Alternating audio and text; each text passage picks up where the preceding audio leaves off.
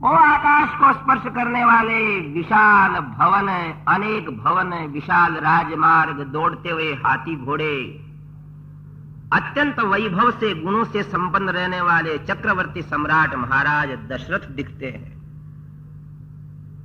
मंगलम कौसलेन्द्राय महनीय गुणाब्धये चक्रवर्ती तनुजाय सार्वभौमाय मंगलम। दिव्य कागज पत्र हाथ में आ गए और दिव्य लेखनी महर्षि वाल्मीकि के हाथ में आ गई। एक बार नेत्रों से देखते हैं और दूसरी बार लिखना शुरू कर देते हैं। इधर दर्शन किए चरित्र के, इधर लिखना शुरू किया। बोल रामायण भगवान की। और जिस प्रकार भगवान श्री राम का जन्म हुआ, उसके पहले होने वाले यज्ञ यागादि कार्यों को सबको समीचीन प्रकार से लिखा। राम लक्ष्मण भरत शत्रुघ्न के दिव्य बाल चरित्र को, उसके पश्चात विश्वामित्र जी के साथ की यात्रा को, भगवती गंगा की कथा को, विश्वामित्र के यज्ञ की रक्षा करने की बात को, अहिल्या के उद्धार की बात, जनकपुरी के अंदर शिव धनुष को भंग करने की बात और चारों भाइयों का सुंदर विवाह लिखते लिखते महर्षि मग्न हो गए। भगवान राम के दिव्य गुणों का वर्णन लिखा। महाराज दशरथ के द्वारा युवराज पद की घोषणा, कैकेयी की वरदान मांगना, वन प्रस्थान, अयोध्या की विह्वल दशा को, भरत के प्रेम को, दंडकारण्य के अंदर महात्माओं के ऊपर कृपा करने की बातें लिखी। विराध के वध को, 14,000 राक्षसों के संग्राम में वध होने की बात, शूर्पणखा के नाक कान कटना, सीता का हरण होना, सुग्रीव से मित्रता होना, शबरी के आश्रम में पधारना, सीता की खोज, हनुमान जी द्वारा लंका का दहन, सीता जी को मुद्रिका प्रदान करना, पुनः राम जी को सूचना देना, राम रावण युद्ध, अयोध्यापुरी में भगवान राम का राज्याभिषेक, सब लिखा। यहां तक तो हो चुका था चरित्र। प्राप्त राज्यस्य रामस्य वाल्मीकिर भगवान ऋषि चकार चरितम कृष्णम विचित्र पदमर्थवत। इतना चरित्र हो चुका था, आगे का चरित्र होना बाकी था, वो भी पहले लिख दिया। अभी तक आपने ये सुना कि कैसे रामायण की रचना हुई। अब आपको मालूम है कि वेदव्यास जी ने तो ग्रंथ बनाया श्रीमद् भागवत का, और सुनाया किसने? राजा परीक्षित को सुखदेव जी ने। ऐसे इस रामायण के सुनाने वाले कौन हैं, इसके गायक कौन है, वो कथा जो कि रामायण के उत्तरकांड में आती है, वो प्रथम दिवस में कह देते हैं। उत्तरकांड की कथा बाद में होती नहीं है। किस रामायण को सबसे पहले किसने गाया? श्री राम जय जय राम,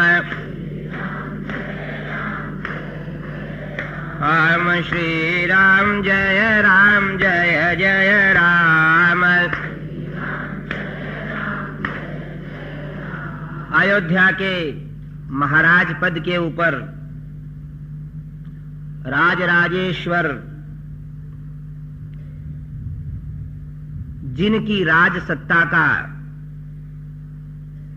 गौरव आज भी कोई ले नहीं सका, वो भगवान राम राज्य कर रहे हैं। सुनते हो उन राम के लिए? ऐसा कहते हैं, नगरीषु लंका। नगरी कौन सुंदर? नगरी तो लंका ही थी बस, सोने की, 7 समुद्र की खाई, सारे ऋतुओं के पौधे वृक्ष वहां, पुष्पेषु चंपा, पुष्प सब अच्छे, किंतु हरे चंपे के पुष्प के समान कोई दूसरा पुष्प नहीं। आज भी कभी देखने को मिला तो उसकी सुगंध के बराबर सुगंध ही नहीं कोई। नृपतिषु राम है। और राजा कौन? कि राजा तो भगवान राम ही हो गए, जिनकी बराबरी न तो पहले किसी ने करी और न कोई आगे कर सकेगा। एक बहुत बड़ा कष्टकारी संसार में काम है जिसको कहते हैं प्रजा पालन। इस दुनिया का पालन करना। एक 10 सदस्य का परिवार होता है, उसको प्रसन्न करना कठिन हो जाता है, जहां अनंत परिवारों की बात मानना, जिनके मुख से वाह वाह निकलवाना, जिनके मन में किसी भी प्रकार का दुख होने नहीं देना, ऐसे भयंकर भार को अपने माथे पे लिए हुए राम राज्य कर रहे हैं। लोकाराधन, जिसका संस्कृत में नाम क्या है? लोक का आराधन, प्रजा का रंजन, प्रजा की सेवा। प्रजापालक नरेश भगवान श्री राम अपने राज सिंहासन पे विराजमान है। राजा राम राजा राम राजा राम राजा राम राम राजा राम राजा राम राजा राम राजा राम राम राजा। और अयोध्या की गलियों के अंदर भगवान राम की कीर्तन की ध्वनि भी सुनाई दे रही है। प्रातः काल भगवान राम उठ करके सुनते हैं तो रामायण का, राम जी की विजय के गीत गाए जा रहे हैं। फिर भी ऐसा कहते हैं कि राजाओं को चुप नहीं बैठना चाहिए। अपने राज्य के विषय के अंदर गुप्तचरों को लगाया रखना चाहिए कि मेरा राज्य कैसा है। सज्जनों, सामने बहुत लोग बड़ाई करते हैं,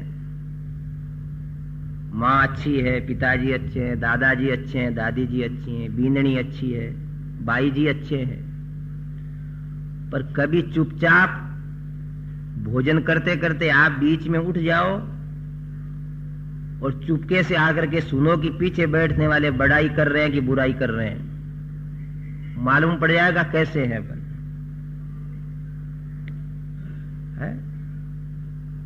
हम कैसे हैं इसके लिए तलाश करना पड़ेगा, और तलाश करने के बाद जो अपने दुर्गुणों को निकालने की चेष्टा करेगा वो आगे बढ़ेगा। इस समय राज सिंहासन के ऊपर जब भगवान राम विराजमान हैं, राजा बने हुए, रावण को जीते हुए कुछ वर्ष व्यतीत हो गए हैं। मां कौसल्या है, सुमित्रा है, केकेयी है, कुलगुरु वशिष्ठ है, लक्ष्मण भरत शत्रुघ्न तीनों भाई हैं। राम जी की परम प्रिया जगत जननी भगवती पराम्बा प्रातस्मरणीया सर्वश्रेयस्कारिणी जानकी जी हैं।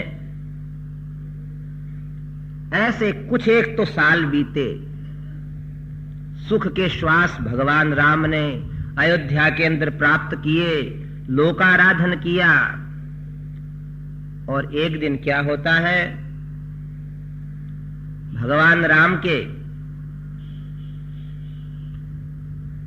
एक शांता नाम की बहन है जो रोमपाद राजा की लड़की है, किंतु महाराज दशरथ उसको पुत्री के समान मानते हैं।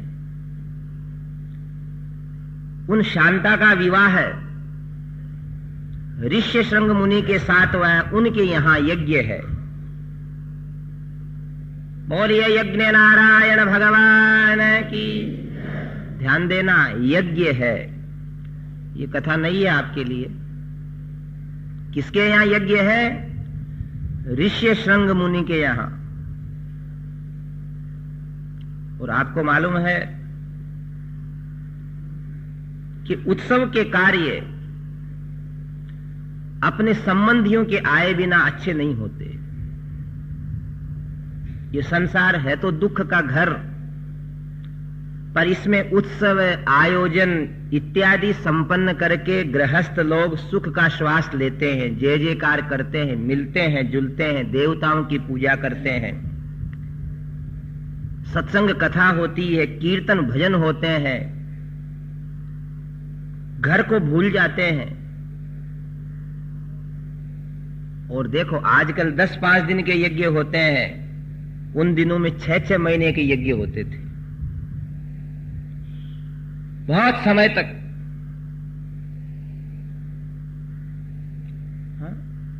अब तो सप्ताह है ज्ञान यज्ञ या नवा है ज्ञान यज्ञ पूरा हो जाए तो बहुत बड़ी बात समझो। सत्यनारायण की कथा के दिन थोड़ा सा हवन कर लें तो समझ लो बहुत हो गया, उतना भी संभव नहीं हो पाता।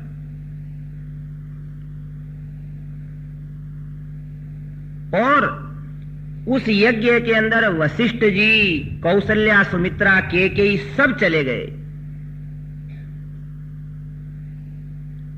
जाना पड़ता है, आपको मालूम है, घर के ताला लगा के जाना पड़ता है, नहीं तो अपने यहां कौन आएगा। ये व्यवहार धर्म है। आप जाएंगे अपने यहां भी लोग आएंगे, अपन नहीं जाएंगे अपने यहां भी कोई नहीं आएगा। फिर भगवान राम, लक्ष्मण, भरत, शत्रुघ्न का जन्म ही जिन ऋष्य श्रृंग मुनि की कृपा से हुआ है, उनके यहां कौशल्या, सुमित्रा, केकई कैसे नहीं जाती। वशिष्ठ जी भी पधार गए। भगवान राम ने भी तैयारी की कि हे गुरुदेव ऋष्य श्रृंग मुने, मैं भी आपके यहां आऊंगा। नहीं रघुनंदन, आप नहीं आ सकते, आप प्रजा नरेश हैं। और आपकी पत्नी जानकी इक्ष्वाकु वंश के, सूर्य वंश के उस प्रबल पराक्रमी तेज को अपने गर्भ में धारण किए हुए है। जानकी गर्भवती है, एतदर्थ भगवती जानकी को भी हम नहीं ले जाएंगे, आप यहीं रहिए। और जनकात्मजा, विदेह नंदिनी भगवती जानकी के मन के अनुकूल अभिलाषाएं परिपूर्ण करने के लिए आप इनका विनोद कीजिए।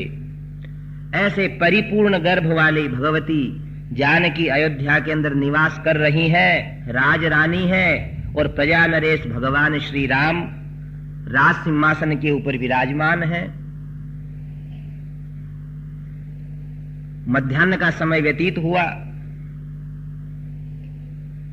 अपराह्न का समय आया। राज सिंहासन को छोड़ करके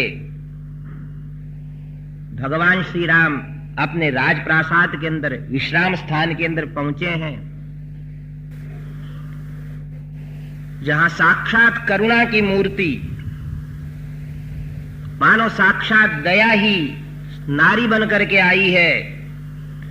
भगवती जानकी भगवान राम के लिए अपना आसन छोड़कर हाथ जोड़कर सत्कार करती है। बोली राजा रामचंद्र भगवान की।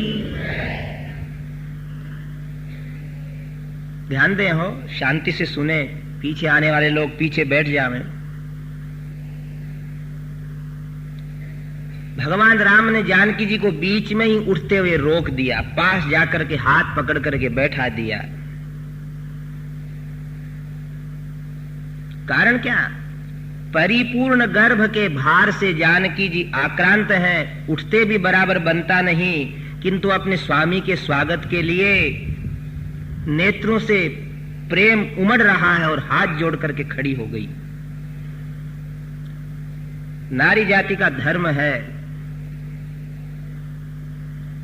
कि पति घर आवे, घर वाला घर आवे, किसी भी कार्य को करते करते एक क्षण के लिए रोक करके उनके स्वागत में खड़ी हो जावे, निष्ठुर नहीं बने। नारी थोड़ा सा भी व्यवहार के अंदर अपराध करती है कि उसकी निष्ठुरता पति को समझ में आने लगती है। भगवती जानकी को भगवान राम ने विराजमान किया, कहा देवी इस समय आप अति परिश्रम न किया करें, आपके द्वारा जोड़े हुए हाथ ही मेरे सत्कार के लिए बहुत है, आप बैठो।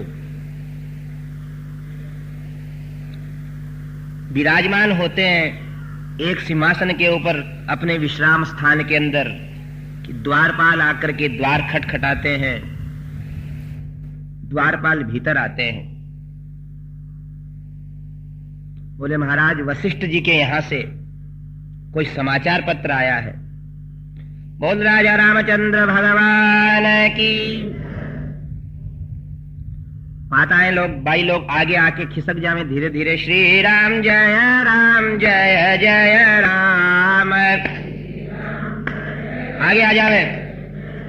हम श्री राम जय जय राम। हम श्री राम जय जय राम। हम श्री राम जय जय राम। हम श्री राम जय जय राम। देखिए किस प्रकार रचना होती है आगे। महाराज वशिष्ठ का संदेश पत्र खोल करके पढ़ते हैं भगवान श्री राम। जामात्र यज्ञेन वयम निरुद्धः त्वं बाल एवासि नवंच राज्यम युक्तः प्रजानाम् अनुरंजने स्यास्तस्माद् यशः तत्परमं धनं वह। जिसके ऊपर ही ऊपर लिखा हुआ यशः एव परमं धनम, जिसमें मोटे अक्षरों में लिखा हुआ कि यश ही रघुवंश के राजाओं का, इक्ष्वाकु वंश के राजाओं का, सूर्य वंश के राजाओं का, भगवान आदित्य के वंश के राजाओं का परम धन है। कीर्ति ही जीवन है, प्रजापालन ही कर्म है। भगवान राम पढ़ते क्या लिखा है कि हे रघुनंदन, हम तो ऋष्य श्रृंग मुनीश्वर के यज्ञ में रुके हुए हैं और आप अभी नए नए राजा हो। अयोध्या के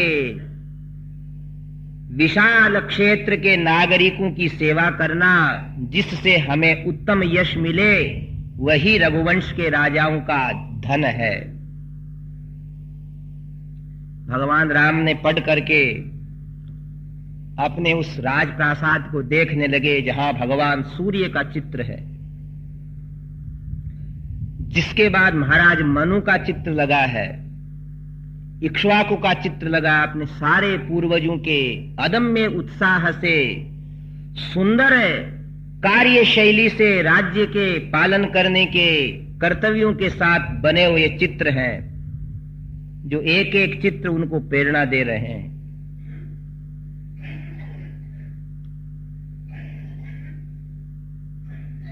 दूसरी बात क्या लिखी है पत्र में कि रघुनंदन, बालक तो हरेक के जन्म लेते हैं, पर बालकों को जन्म देना तो माता पिता के परम कर्तव्य का पालन होना है। देखो, बालक जन्म लेते हैं, किंतु सुपुत्रों को जन्म देना, गुणी बेटों को जन्म देना तो माता पिता के जीवन भर की एक कसौटी है। हे रघुनंदन, भगवती जानकी के गर्भ के अंदर इक्ष्वाकु वंश का तेज विराजमान है, अतः जानकी की सारी मनोभिलाषाएं परिपूर्ण करना। इसको आयुर्वेद में कहते हैं गर्भिणी मनोरथ है। गर्भावस्था के अंदर जिस नारी की जो अभिलाषा होवे वो पतिदेव पूरी करें, ये कर्तव्य है। उसको दोहद कहते हैं। दोहदस्या प्रदानेन गर्भो दोषम अवाप्नुयात्। आज भी पूछते हैं वो। दोहदम गर्भिणी मनोरथ है। जब शिशु बालक गर्भ में विराजमान रहे उस समय नारी की जो इच्छाएं होती हैं उसको संस्कृत में दोहद कहते हैं, आयुर्वेद में दोहद कहते हैं। और अगर वह नहीं पूरी की जावे तो संतान के ऊपर बुरा असर आता है। इसलिए बड़ी बूढ़ी माताएं, बहनें, भाई, बंधु, पति पूछते हैं कि आपकी क्या इच्छा है, और बड़े मनोरथ से पूछते हैं। इस संसार के अंदर देखो, मनुष्य जो कुछ नहीं पूर्ण कर सकता है वो अपने सुंदर संतति के अंदर मन लगा करके उसके द्वारा प्राप्त कर सकता है। एक से अनेक होने का कोई उपाय नहीं। यह नर नारी का परम कर्तव्य है कि अपने पीछे ऐसी सत्संतति को जन्म देना कि उसकी स्वयं की मन की अभिलाषाएं परिपूर्ण करने वाली संतति उत्पन्न होवे। इस समाचार को पढ़ करके भगवती जानकी को पास में बैठा करके भगवान राजाधिराज श्री रामभद्र कहते हैं कि देवी जानकी, आपके हृदय के अंदर जो अभिलाषाएं वो मेरे से कहिए। वो भगवती जानकी है। वो भगवान रामभद्र को अपने नेत्रों से देखा और हाथ जोड़ करके कहा कि हे देव, मेरे मन में एक इच्छा है। अयोध्या में रह रही है वो, राजरानी है, पर भाव क्या कि जहां गंगा यमुना के संगम पर जिन महात्माओं के पास स्वाभाविक शत्रुता को छोड़ करके सिंह और मृग एक साथ बैठे बैठे भोजन करते हैं, ऐसे तपस्वी महात्माओं के मैं दर्शन करना चाहती हूं। मेरे को अयोध्या का हो हल्ला पसंद नहीं है। यहां आप हैं, माताएं हैं, सब सुविधाएं हैं, देवताओं की पूजा करती हूं, किंतु हे प्रभु, मैं कुछ दिन उस गंगा के शांत क्षेत्र में जाकर के उसके परम पवित्र जल से स्नान करके उगते हुए सूर्य को देखना चाहती हूं। रात के अंदर चंद्रमा से युक्त चांदनी का अनुभव करना चाहती हूं। अपने हाथों से मृगों को घास खिलाना चाहती हूं, बंदरों को फल फूल खिलाना चाहती हूं। मैं एक सुरम्य शांत वातावरण को देखना चाहती हूं। तब लवकुश उत्पन्न होते हैं। कोई कहते हैं कि हमारे ऐसे बेटे बेटी कहां से हो गए? अरे तुमसे हो गए, कहां से कैसे हो गए? दूसरों को क्या पूछते हो?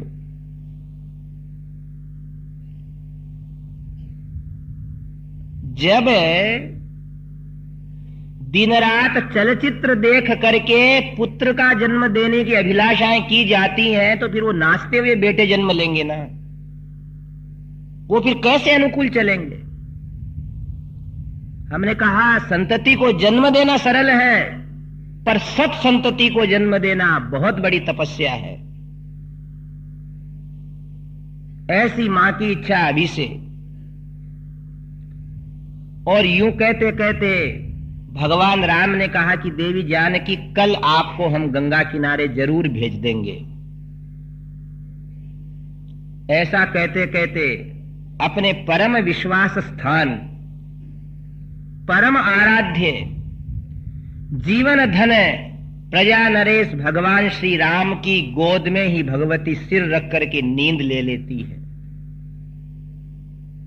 और राजाधिराज रामभद्र प्रभु एक तकिया लेकर के भगवती जानकी के सिर के नीचे दे देते हैं और अपनी परम प्रेयसी हृदयेश्वरी भगवती जानकी की इस अभिलाषा को देख करके मग्न हो गए कि कैसी नारी है ये,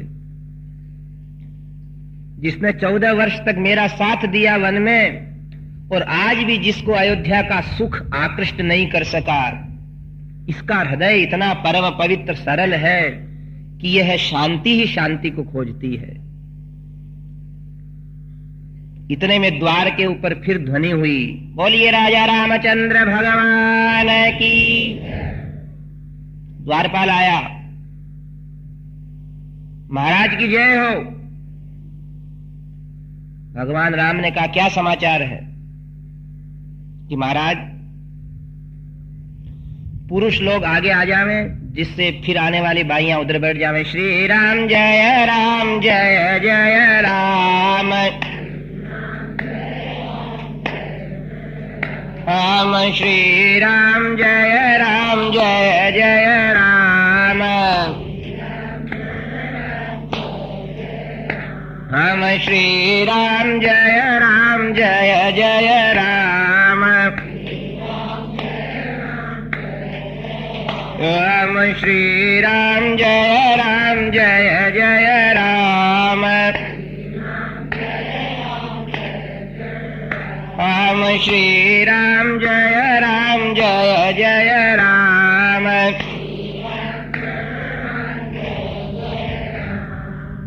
द्वारपाल ने आकर राजाधिराज भगवान रामभद्र से सूचना दी कि आपके दूत आए हैं। कौन दूत आए हैं? गुप्तचर आए महाराज, जिनको बहुत दिनों से पहले आपने भेजा था। भगवान राम ने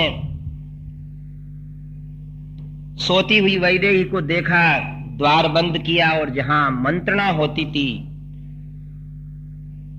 जहां एक मक्षिका भी आकर के नहीं रुकती थी, ऐसे गुप्त मंत्रणा के उस महल में चले गए जिसमें अयोध्या के सारे पूर्ववर्ती राजाओं के चित्र हैं, जिनकी शूरता, वीरता, उदारता, धीरता, गंभीरता उन मूर्तियों में से मानो अवतीर्ण हो रही है अभी भी। और राज सिंहासन के ऊपर बैठते हुए श्री राम कहते हैं कि हे अयोध्या के नरेश राम, आज तुम्हें अपने सारे वंश के पूर्ववर्ती राजाओं की छवि को बनाए रखना है। गुप्तचर ने प्रणाम करके कहा, महाराज आपकी जय जयकार हो रही है। त्रिभुवन को आतंकित करने वाले दशानन के साथ भयंकर जो युद्ध किया, उसकी दिग्गज लोग भी, त्रिलोकी के अंदर भी कीर्ति हो रही है। हे राम, अयोध्या की संपत्ति को पिता के वचन से त्याग करके आपने 14 वर्ष तक वनवास में समय व्यतीत किया, इस कथा को कोई नहीं भूल सकते हैं। प्रशंसा ही प्रशंसा की बातें कह करके जब गुप्तचर रुक गए तो श्री राम ने पूछा कि हे गुप्तचर, भगवान ने अपने गहरी आंखों को उसके चेहरे पे लगा दिया, तू कुछ छिपा रहा है। तेरे को मेरे सारे के सारे पूर्ववर्ती नरेशों की सौगंध है, अगर जो सच्ची बात तुमने नहीं बताई तो। मेरी प्रशंसा ही प्रशंसा कर रहा है, मेरी निंदा क्या हो रही है वो बता। तब गुप्तचर कहता कि महाराज अपराध क्षमा होवे, हम नगर में गए, प्रदेशों में गए, नदी किनारे गए, रात में जहां पुरुष लोग बैठे पंचायती करते हैं वहां गए, ग्रामीण का वेश बना करके गए। आपकी प्रशंसा तो बहुत है, पर एक बात कहते हैं लोग कि 1 वर्ष तक महाराजा लंकाधिपति रावण के घर में निवास करने वाली जानकी को आपने स्वीकार कर लिया, ये लोगों को पसंद नहीं है। भगवान राम ने कहा कि हे गुप्तचरों, उनमें से कोई ये नहीं कहता कि जानकी की वहां अग्नि परीक्षा हुई। बोले कहते हैं महाराज, पर ये अयोध्या के लोग कहते हैं कि जब भगवान राम अयोध्या के राजा है तो लंका की परीक्षा को हमने थोड़ा देखा, अयोध्या में कौन सी परीक्षा हुई? राजरानी अयोध्या की है, आप राजा अयोध्या के हैं। अयोध्या के लोग कहते हैं कि हम तो वहां कोई नहीं थे। भगवान राम कहते हैं, और क्या कहते हैं? आखिरी में ये कहते हैं कि अब तो हमारी पत्नियां भी बिना पूछे बिना जाएंगी और उनसे आते हुए हम पूछ नहीं सकेंगे कि तुम कहां गई थी। इतना कहकर के गुप्तचर बंद हो जाता है। यथा ही कुरुते राजा प्रजास्तमनुवर्तते, कि जैसा राजा करता है वैसी उसकी प्रजा शुरू कर देती है। उसी समय गुप्तचरों को विदा कर दिया और अब प्रजा नरेश श्री राम सोचते हैं कि कल ही वशिष्ठ जी का पत्र आया है, गुप्तचर आज ही आए हैं, वैदेही ने गंगा किनारे जाने की बात भी आज कही है। हे विधाता, इस राम के जीवन में कुछ सुख भी लिखा है कि नहीं? प्रजापालन बहुत कठिन है। कई बार श्री राम ने सोचा कि मैं जानता हूं वैदेही की पवित्रता को, जानकी को मैं जानता हूं, न तो वो संसार के अंदर किसी माता पिता से जन्म लिया है उसने, वो साक्षात पृथ्वी से उत्पन्न हुई है, साक्षात पृथ्वी देवी है। फिर अपने सारे के सारे पूर्ववर्ती राजाओं को देख करके विचार करते हैं कि इन राजाओं की परंपरा के अंदर मेरे राम के द्वारा कोई अपयश नहीं लगना चाहिए। थोड़ी देर में निर्णय ले लिया, द्वारपाल को बुलाया, लक्ष्मण भरत शत्रुघ्न को बुलवाया। श्री रामचंद्र भगवान की, राज सिंहासन के ऊपर बैठे हैं, लक्ष्मण भरत शत्रुघ्न को दूत बुलाने गया कि अभी राम जी आपको बुला रहे हैं। लक्ष्मण बैठ गए, भरत बैठ गए, शत्रुघ्न बैठ गए। श्री राम की ओर कोई देख ही नहीं सकता। आज आते से ही भाइयों को प्रसन्न करने वाले, मीठे बोलने वाले राम आज महान गंभीर हुए हैं। एक बार नेत्र उठा करके कहा कि हे लक्ष्मण, हे भरत और हे शत्रुघ्न, आप ही मेरे सबसे बड़े मंत्री हो। मैं अयोध्या नरेश राम निर्णय ले चुका हूं कि अपने पूर्ववर्ती नरेशों के जीवन के अंदर मेरे द्वारा एक कलंक आ रहा है कि मैंने लंका में निवास करने वाली जानकी को अंगीकार कर लिया और अयोध्या की प्रजा को यह सहन नहीं है। ये संसार है, हो यथा स्त्रीणाम तथा वाचाम साधुत्वे दुर्जनो जन है। स्वाभाविक भूल है प्रजा की, हर समय की, कि मनुष्य नारियों के प्रति लांछन लगाने वाले शब्द बोल ही देते हैं, चाहे परम पवित्र होवें, चाहे सती साध्वी होवें। इस जिह्वा को हिलते समय नहीं लगता जिसका कितना दुष्प्रभाव होता है। और लक्ष्मण ने नेत्र उठाए कि महाराज अग्नि परीक्षा, कि लक्ष्मण अग्नि परीक्षा लंका में हुई थी, अयोध्या के लोग नहीं मानते उसको। तीनों भाई चित्र में लिखे जैसे बैठे हैं और भगवान राम ने आदेश दिया कि लक्ष्मण, कल प्रातःकाल गंगा के अंदर स्नान करने के लिए जाना चाहती है देवी जानकी, उस निमित्त से ले जाओ उसको और वहां जाकर के मेरे द्वारा त्यागे हुए समाचार कह देना। लक्ष्मण कुछ बोले उसके पहले राम जी उठ करके अपने शय्यागार में चले गए, जहां जाकर रात भर रोते रहे, किंतु लक्ष्मण से सीता से मिले नहीं। फिर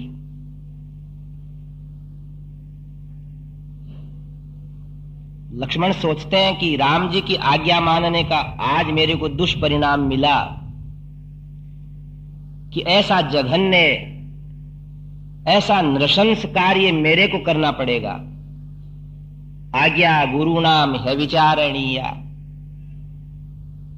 पर एक उक्ति है कि गुरुजनों की बात या तो मानना नहीं और मानने वाला बन जाना, तो फिर उसके ऊपर अटल रहना। लक्ष्मण ने सूचना भेजी सुबह सुबह ही भगवती जानकी के राजप्रासाद में कि आपके गंगा तीर को देखने के मनोरथ पूर्ण करने के लिए ले जाने के लिए रथ तैयार है। भगवती जानकी ने स्नान किया, अपने सेवकों को आज्ञा दी, कई प्रकार के ऋषि महात्माओं को देने वाले उपहार योग्य चीजें इकट्ठी की, सेवकों से रथ के अंदर रखवाई, भगवान रामचंद्र के दर्शन करके धीरे धीरे उतर करके रथ के अंदर विराजमान हो गई। जानकी सोचती है कि 3-4 दिन बाद वापस आ जाऊंगी, और प्रस्थान करते हुए जानकी को देख करके भगवान राम अधीर होते हुए कई बार क्रोध करते हैं कि प्रजा को डांट दूं या क्या कर दूं। अपने दुख को हृदय में ही रख करके भगवान विराज जाते हैं, रथ आगे बढ़ता है। श्री राम जय जय राम, राम श्री राम जय जय राम। ज्यों ज्यों अयोध्या के राजप्रासाद से रथ आगे बढ़ने लगा, अयोध्या की सीमा पीछे रह गई। देखो, मानव जीवन में ऐसी बातें होती हैं कि होने वाली आने वाली विपत्ति और आने वाला सुख भी पहले से मालूम होने लगता है।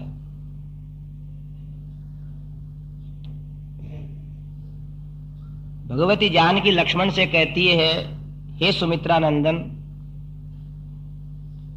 मैं जब जब वन की ओर गई हूं मेरा मन प्रसन्न रहा है, किंतु आज मुझे ऐसी उदासी क्यों आ रही है? देखो, प्रातः काल उठते से ही मन उदास रहने लगे, दुख ही दुख की अनुभूति होए, तो समझना चाहिए कि कुछ न कुछ हमें कष्ट उठाना पड़ेगा। मन अपने आप प्रसन्न होने लगे, उत्साह आने लगे, तो समझना कुछ न कुछ हमारे लिए अच्छी बातें होने वाली।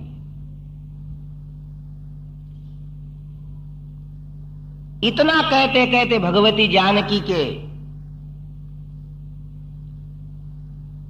दाहिने नेत्र के अंदर स्पंदन हुआ, दाया नेत्र स्पंदित हुआ, और भगवती जानकी कहती है कि हे सुमंत्र, रथ को धीरे धीरे चलाओ। लक्ष्मण की ओर देख करके कहा, लक्ष्मण, कुछ अच्छा नहीं होने वाला। और लक्ष्मण को रोना आने शुरू लगा, इससे बुरा क्या होगा। पर देखिए, प्रजा क्या है और सीता क्या है, ये यही देखने को मिलता है। दाया नेत्र एक बार, 2 बार, कई बार जब स्पंदित हुआ तो रथ को रोका और भगवती जानकी सूर्य देव को हाथ जोड़ती है। सूर्य नारायण भगवान की।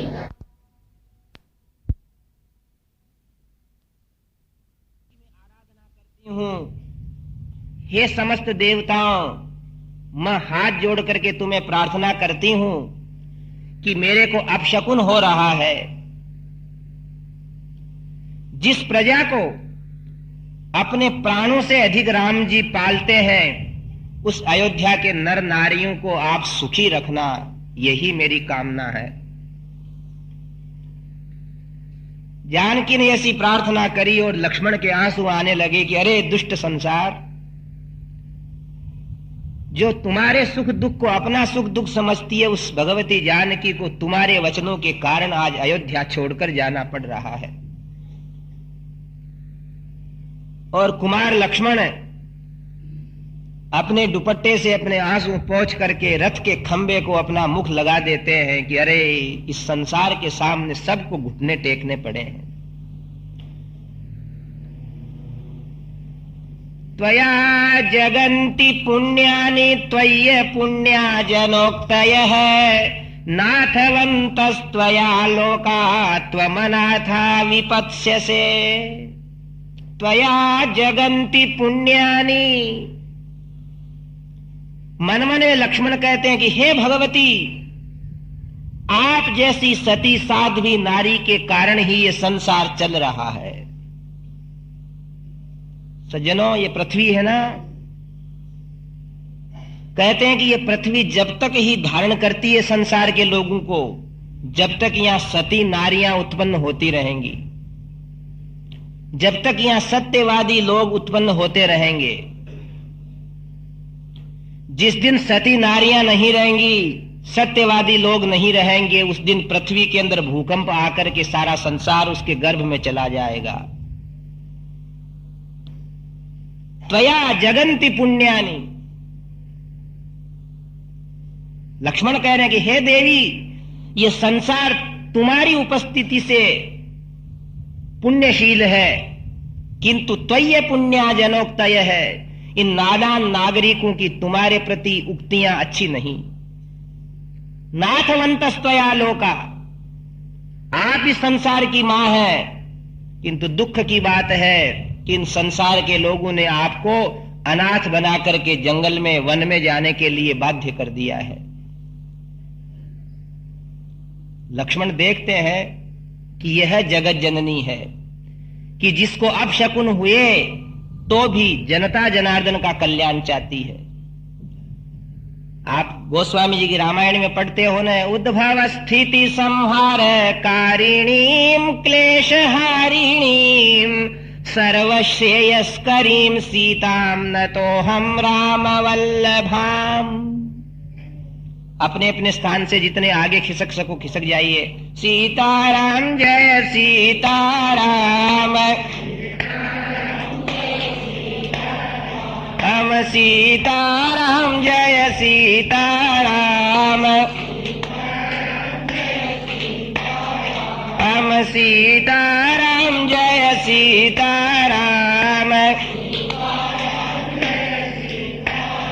हम जय रघुनंदन जय सिया राम, हम जानकी वल्लभ सीताराम। सर्वश्रेयस्करीम सीताम, सर्वश्रेयस्करी, सर्व का अर्थ है चाहे अपराधी होवे चाहे निरपराधी।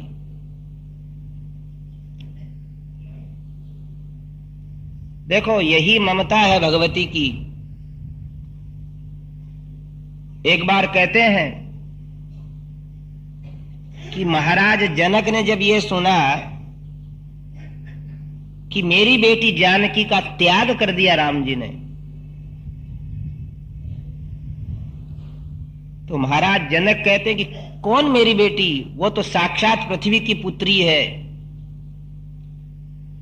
प्रजा के कहने से त्याग कर दिया तो महाराज जनक ने अपने धनुष पर बाण चढ़ाया कि इस प्रजा को समाप्त कर दूं। इतने में लक्ष्मण ने कहा, महाराज क्या कर रहे हो? हे महाराज विदेह क्या कर रहे हो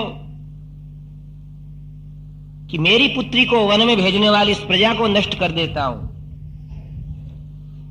तब लक्ष्मण जी ने कहा कि वन में जाती हुई आपकी पुत्री ने तो कहा था कि अगर मैंने पुण्य किया है कुछ तो इस प्रजा का कल्याण होना मेरे पुण्य से। और महाराज जनक ने धनुष वापस रख दिया कि लक्ष्मण मेरी पुत्री जगत का कल्याण चाहने वाली है। सर्वश्रेयस्करीम सीताम, अपराधी निरपराधी दोष युक्त गुण युक्त सबका कल्याण करती हैं। सर्वश्रेयस्करीम सीताम न तो हम राम वल्लभा। जब नेत्र में स्पंदन हुआ, अपशकुन हुए, तो कई देर तक वहां रथ के ऊपर बैठी बैठी मंगल मनाती रही कि अयोध्या के नागरिक सुखी रहे, इनके बेटे पोते सुखी रहे, इनकी पत्नियां सुखी रहे, इनका दाम्पत्य जीवन सुंदर रहे, ये कलह नहीं करे। और लक्ष्मण से कहा कि लक्ष्मण रथ को आगे बढ़ने की आज्ञा दो। रथ धीरे धीरे आगे बढ़ने लगा। तमसा नदी को पार किया, गंगा नदी आई, नाव मंगाई गई। नाव की लहरें मानो लक्ष्मण से मना कर रही हैं कि ए लक्ष्मण, किस भाई की आज्ञा मान करके पूर्ण परिपूर्ण गर्भ से रहने वाली इस देवी जानकी को यहां वन में छोड़ने का दुष्कर्म करते हुए तुम्हें लज्जा नहीं आती? लहरें मानो मना कर रही हैं। लक्ष्मण की तरफ जानकी देखती है और अपने हृदय को जानकी कह रही है कि हे हृदय, इस राजघराने में कुछ भी हो सकता है। नाव में सामान रखा गया, नाव उस पार गई। ऋषियों के आश्रम तो दूर है, अभी किनारे के ऊपर सारा सामान उतार दिया गया। भगवती जानकी बैठी है। अब लक्ष्मण खड़े हैं पास में। चारों तरफ पशु पक्षी निनाद कर रहे हैं। भगवती जानकी के परम उज्जवल करुणायुक्त स्वरूप को देख करके आसपास के सारे बंदर हैं, हरिण हैं, पास में आ गए। देखने लगे कि ये वही भगवती जानकी हैं जो कुछ वर्षों तक हमारे यहां रही थी। चारों तरफ उनको घेर करके बैठ गए, मानो अपने परिवार के सदस्य हों, मानो हितैषी हैं। कोकिला कुहू कुहू करने लगी, शुक आकर के गाने लगा, मृगियां अपने निर्निमेष नेत्रों से देखने लगी। और उस समय लक्ष्मण इतने रो पड़े कि हे विधाता, अगर तुम मृत्यु मेरे को दे सकती है तो इस समय दे दे, जिससे मैं राम जी की आज्ञा उल्लंघन करने के दोष से भी बच जाऊं और ये कठोर मर्मघाती वचन भी नहीं कहूं।